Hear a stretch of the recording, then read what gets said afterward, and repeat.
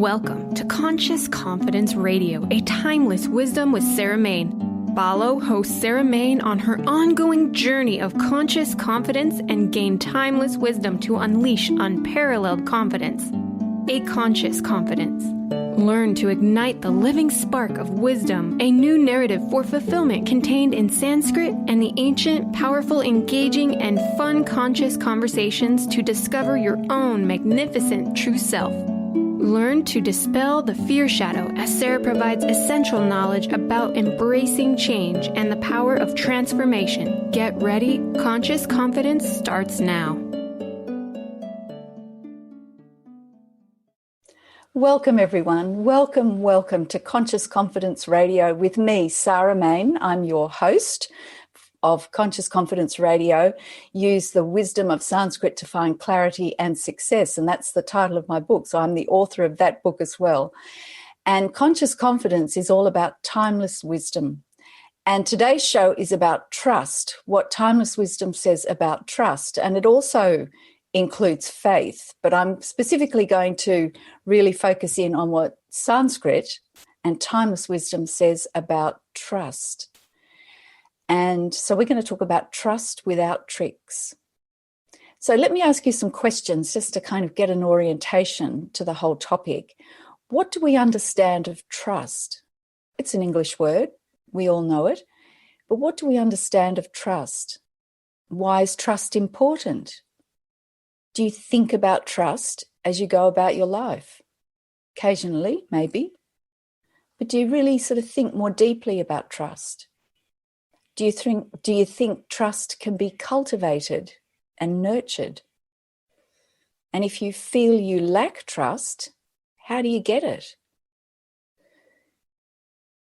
And I've got some beautiful quotes here. Golda Meir, who was the Prime Minister of Israel, a woman Prime Minister of Israel. She was the fourth Prime Minister of the new state of Israel. She said, "Trust yourself. Create the kind of self that you will be happy to live with all your life. Make the most of yourself by fanning the tiny inner sparks of possibility into flames of achievement." Isn't that fantastic? And the American philosopher Ralph Waldo Emerson, "Trust men and they will be true to you. Treat them greatly and they will show themselves great." So two different perspectives. Trust within, Golda Meir, and trust those that you meet. And that's what Emerson's talking about. So two different dimensions to trust. So trust without tricks. Okay, so I always start with a story, or try to. So today we're going to Indiana Jones and the Last Crusade. Remember the movie with Harrison Ford and Sean Connery? Harrison Ford, of course, playing Indiana Jones, and Harrison Ford playing Indiana Jones, and Sean Connery playing his dad. So Indiana Jones and the Last Crusade. And do you remember, near the end of the movie, there's a fantastic scene called the Leap of Faith. And Indy's in the underground, the cave, whatever, and he has to take this leap of faith across this chasm, this abyss, and it's dark. And in order to get the Holy Grail, and that's going to save his father, who's been wounded, mortally wounded. And you can imagine we're down in the underground cave, and there's this vast, dark chasm, and the music's playing, and Indy's there right on the edge of the little precipice that he's standing on, and he's holding this message. And he has to take this leap of faith. And he's got to do it to save his father. And he finds that trust. You see him taking that deep breath. And then he finds that trust, that faith and that belief within. He takes a deep breath and he steadily takes a step out over the dark chasm, only to find that there's ground beneath his foot. And then once he places his foot on that ground that is there, then the whole pathway starts to open up in front of him across the chasm, and it shows itself. And you can see that clip. If you go to YouTube, just Google up Indiana Jones and the Last Crusade, Leap of Faith, and it comes up and you can spend a happy few moments watching that great scene. So when we're talking about trust, let's look at the wisdom of Sanskrit, because that's my thing. There's great wisdom in Sanskrit, this ancient language. It's a mother of languages. It's a universal language. It's one of the languages of the universe, or the language of the universe. So let's broaden our perspective of what we understand about trust by going back to the wisdom in Sanskrit. It's always so helpful. So I found 3 words that we're going to look at, and they both mean trust. All 3 of them mean trust. The first one's Vishwasa, and it means to breathe freely, to live freely, breath being life, to live freely, to step free of any doubt or insecurity, and to step into trust, faith, and confidence. So Sanskrit goes back to the breath, to breathe freely and live freely, is a quality, an element, a perspective, a way of experiencing trust. And we wouldn't think of that. The second word is pratyaya. This comes up a lot, especially in philosophical texts, and it does mean trust, it means belief, and it means faith. So in pratyaya, there's 3 aspects. So follow me on this. Just stay with me and I'll explain it. It says in going, in studying, and in remembering. Trust, in going, in studying, and in remembering, you'll find the essence of trust. So let's take those in order. In going, first you need to actually get up and move in a clear direction. You need to move decisively and with purpose. Think of Indiana Jones putting his foot out. He actually had to take that step first. So Sanskrit acknowledges that in the act of trust, in that energy of trust, you actually have to take a step. All right, Sanskrit indicates that. And then in taking such a movement, what's revealed is something new knowledge. And we need to acknowledge that. We need to, in a sense, study it. And by study it, we need to actually assimilate it, consider it, acknowledge it, be with it. And they're using, we've got the English word study. Study is not just sort of sitting there with books trying to pass an exam. It's that focusing in on something, considering it. So that's another element to trust, is to take that step and then acknowledge where we are and actually see what's there and assimilate that. And proper study requires observation, contemplation, and assimilation. And then the Sanskrit indicates in remembering. That's interesting, because this new knowledge, this new place that you've discovered by taking that step out, that step forward, that new direction, is in fact unlocking a deep memory within. So in taking our next best step, you take your light with you, but you have to make that movement first. And if you know what you're going to meet, if it's familiar to you, then you haven't actually moved into something new. You're still within a known comfort zone. So to make a genuine journey, you have to move where you don't know what to expect. It can be dark, sure. It can be scary, absolutely. It can be uncertain, also exciting. And that's why you need the trust, the faith, and the confidence. So the other promise that's held in pratyaya is a firm foundation. So even though it feels to you that you may be stepping out into a void, this is the securest way to trust this process. And remember Indiana Jones, stepping out into the void, but the ground comes up to meet each step. And in our experience, the universe is always present and providing what's needed. So all of that is in one word, pratyaya.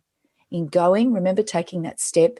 In studying, as in considering and assimilating the new present situation that you're in, and that unlocks a deep memory. So you, in fact, take your light with you. And you can't trust that which you already know.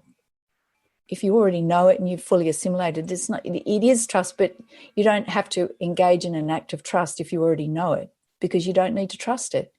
You need trust for that which is yet unknown.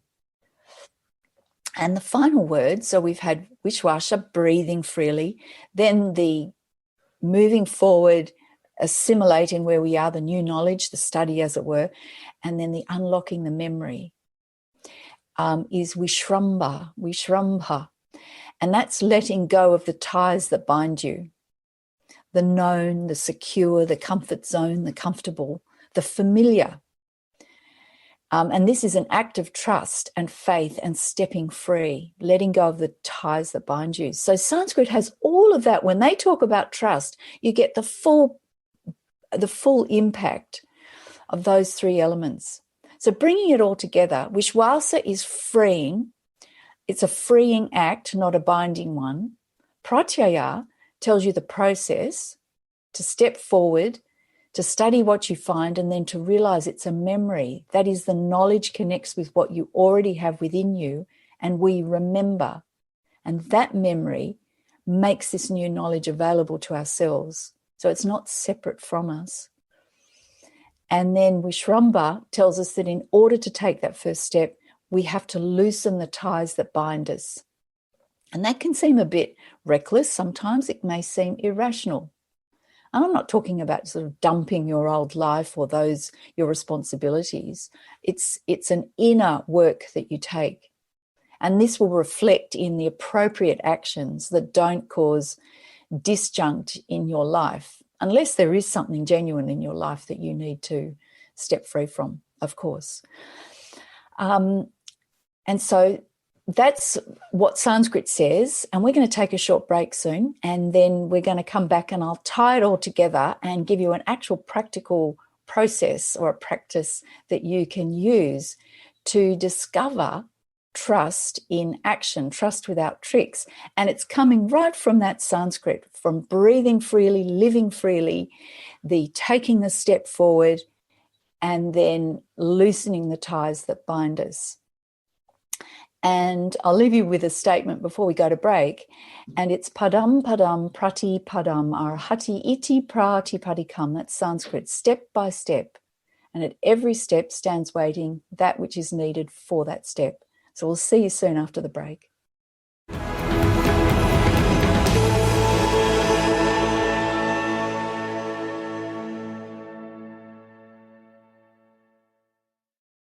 Tired of not losing the weight? You need a healthy solution for weight loss that protects your muscle mass as the fat burns away naturally. Holistic Medical Center has the healthy option for your weight loss concerns. Lose 1 to 3 pounds per day in 21 days, naturally, under our physician supervision. Call Holistic Medical Center 425-451-0404 or on the web, drdarvish.com, drdarvish.com. If you've ever had a broken heart, you know how painful that can be and how long it can sometimes take to heal it. I'm Megan Edge, author of The Heart's Journey, Healing Hearts, Oracle Cards, and Guidebook, published with Balboa Press and Hay House. In The Heart's Journey, I share with you my own heartbreak and how I healed it through the beautiful hearts that found me in nature.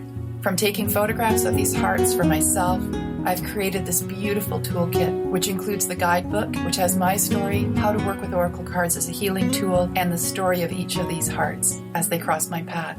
I've also created a beautiful journal. There's a pen, a bookmark, and of course, the 42 Healing Hearts Oracle Cards.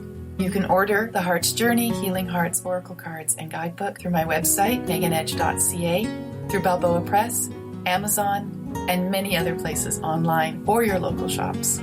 I look forward to hearing about your heart's healing. Step into your highest potential and tune into embodying your higher self. Tools for Conscious Living with Michelle Chempaka. You can listen on TransformationTalkRadio.com or subscribe on your favorite podcast platform. Michelle is an energy healer, intuitive, and shamanic practitioner dedicated to helping you heal and transform your life. For more information about sessions, coaching, and upcoming workshops and retreats, visit spiritweaverjourneys.com.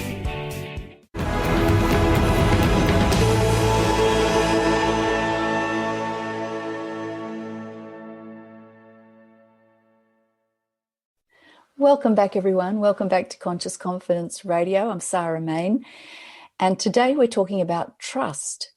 And before we went to break, I just got to the end of describing the 3 words that Sanskrit has for trust. There's actually more, but these are the 3 key words. Sanskrit is so vast and rich. There's always plenty more.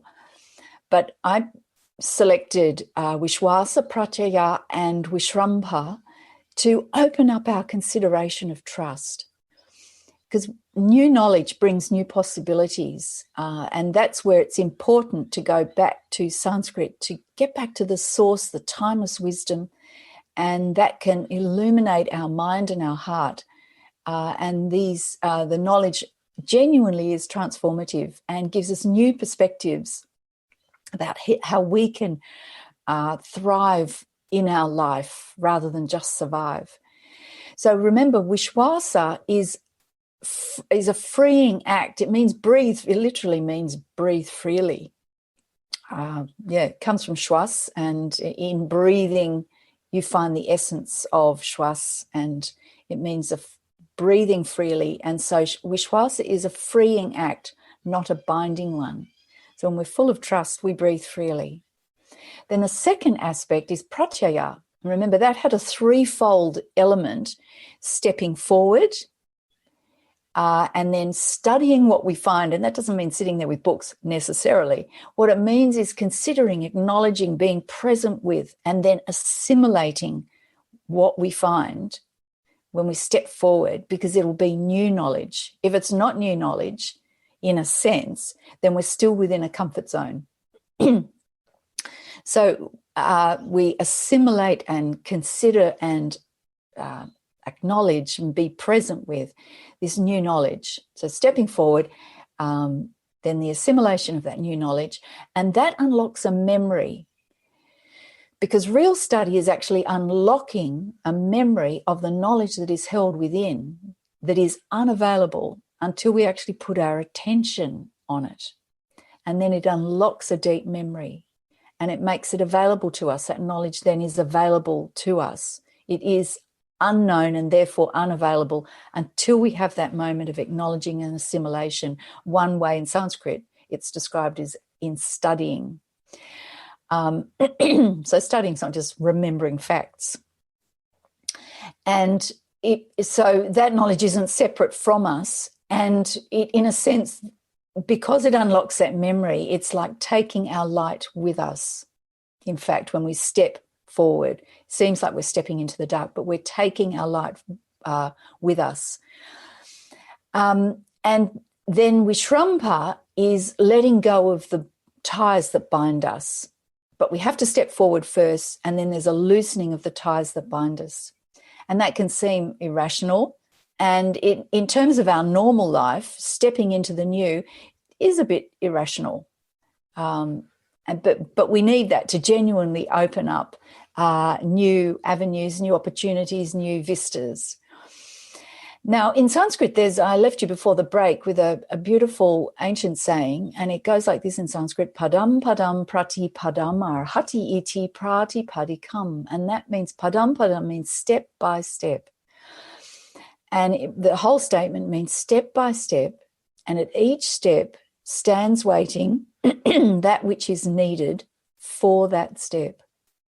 So think of a road in the dark, and at regular intervals along the road are lampposts with a light. So in between each lamppost is darkness, but that's okay, because as long as you just step with trust, faith and confidence towards the first lamppost, that's all the light you need. And then at each step is waiting that which is needed for the next step. And then you move to the next lamppost, and then the next lamppost. And there's always enough light to get you from one to the other. And that's an act of trust. And of course, we know from things we've attempted in our life, we always get to our destination if we follow that process. But it does take trust, and that's a strength. So I hope that sort of got you thinking about trust. That's trust from the timeless wisdom of Sanskrit that's actually in the very language itself. I just took 3 words. I didn't give you a whole big slab of some ancient text. I just gave you 3 words and started to unlock the wisdom that's in those 3 words, that's directly in our experience of trust. So here's a practice. How about trying this? And it's based on padam padam, prati padam, arhati iti prati padikam, step by step. And at each step stands waiting that which is needed for that next step. And the question I'm going to say to you is, each day ask yourself this question: what's my next best step right now? So come into the present moment. If you're sitting, great. If you're standing, great. Feel your feet on the floor. Come to the presence, come to body awareness. Feel the clothes touching your skin. Let sight take in all the forms, or if you've got your eyes closed because you feel that's easier to center, fine. Open your listening out and just come to your senses. Come into presence. Take a deep breath and relax and calm the mind. And then ask yourself, what's my next best step right now? And then take that step. And often, I'm pretty sure that often it'll be something very simple and very immediate, like, get my keys and get in my car and drive to work, or wash the dishes, or go and make that phone call. It'll be something very immediate, but it'll be the next thing you need to do. And that action won't be governed by a whole lot of circling thoughts in the mind and confusion. It will be coming from the clarity of the present moment. And what's needed for that step, even though your mind may say, but hang on, I'm not ready to do that, what's needed will be presented in that moment. If you need some information, some files, if you need some equipment, you'll know what's needed in that moment and you take that step. Try this out deliberately and intentionally. Trust me, just stop and ask yourself, what's my next best step right now? And then take that step. It's utterly transformative. And you'll find you can be incredibly productive and opens up all new possibilities if you proceed in that way, rather than just action and reaction based on a whole lot of circling thoughts that we have habitually in our mind. So good luck with that. So now it's time for mailbag. And this is your opportunity to ask me any questions. And I've had a great question, which is, it's come to me from a woman, and she said, what's a good way of bringing some of these values that you've been talking about in your shows into my life? That's a great question. Well, in each of the shows, as you know, I usually try and give you a practice, something to take it into practical daily life, so that this is practical wisdom, not just left in theory. It always comes back to the present moment, just like I said before with the other practice. Come to body awareness, take a deep breath, stand up straight or sit up straight. That's the first thing. Now, depending on the value that you're considering, say patience, you need to actually go back to the very word and really connect with that word, connect with the energy of that word. That's why I go back to the Sanskrit. It's not just some random thought, oh yeah, patience. We actually need to open up new wisdom for it to start to actually be part of ourselves and for us to live into that in our life. So the first thing I would suggest is consciously choose something, just one, and try it for a few days or for a day. Say, right, today I'm going to focus on patience. I'm sure there's other things that will come in, but I'm going to focus on patience. And start asking yourselves questions. What do I know of patience? What does patience mean to me? Maybe get a dictionary out. Look something up. Look up patience. There's tons of online dictionaries.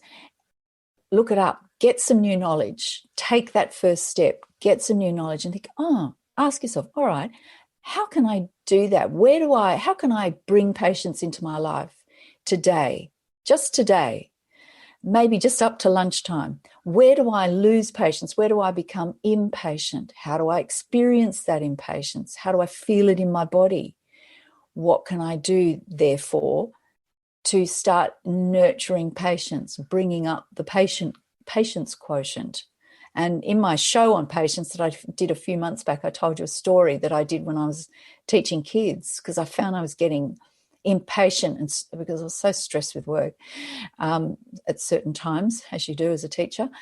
And I consciously took a step to nurture patience. And it was easy and it was fun and it was great. And the kids were great about it too, because I told them that's what I was trying to do. So it was in their interests. I was much nicer to be around when I was practicing patience. So it just takes that sort of conscious application of your intelligence, your wit. And wit doesn't just mean humour, but it is fun. But it means your intelligence, and get some new knowledge and see in the present moment how you can bring that into your life. And trust me, this is practical wisdom. This is transformative. If you start doing this very simply, you'll find a whole lot of areas of your life are transformed simply by putting your attention on something like that in a practical, proactive way. So good luck with it. And thanks for the great question. So in my next show, I'm actually going to be talking about, surprise, surprise, the power of powerful words, the power of powerful words. And I'm actually going to go into exactly this in a bit more detail. So check out my next show later in the month, and you'll get some more tips about exactly this.